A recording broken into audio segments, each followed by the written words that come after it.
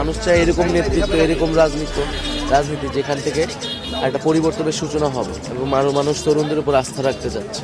অবশ্যই এনসিপি ধরে রাখবে, এনসিপি ধরে রাখার মধ্য দিয়ে এনসিপি রাজনৈতিক সাফল্য। এনসিপি যদি ধরে না রাখতে পারে তাহলে তো সে রাজনৈতিকভাবে তাকে হারিয়ে যেতে হবে। তাই ইনশাল্লাহ আমরা চেষ্টা করতেছি মানুষের কাছাকাছি যাওয়ার, মানুষের আকাঙ্ক্ষাকে ধারণ করে রাজনীতি। গতকালকে থেকে আপনারা 2টি জেলার কেন্দ্রীয় প্রদর্শন করেছেন, আপনারা কেমন সাড়া পাচ্ছেন? জনগণ আপনাদের কাছে কি চাচ্ছে? এবং কাউনিয়ার কথাটা বলবেন, কাউনিয়া যে মাজার ভাই চাপেন।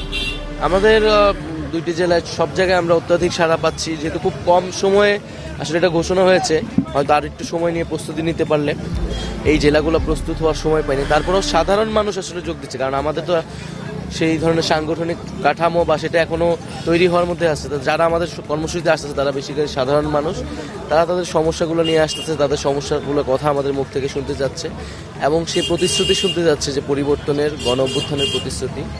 ইনশাল্লাহ আমরা যখন আরও জেলাগুলোতে যাব আমরা আরও বুঝতে পারবো যে সাধারণ মানুষের সাথে আসলে ঠিক কোন জায়গায় আমাদের কথা বলা দরকার, রাজনীতিটা নিয়ে যাওয়া দরকার।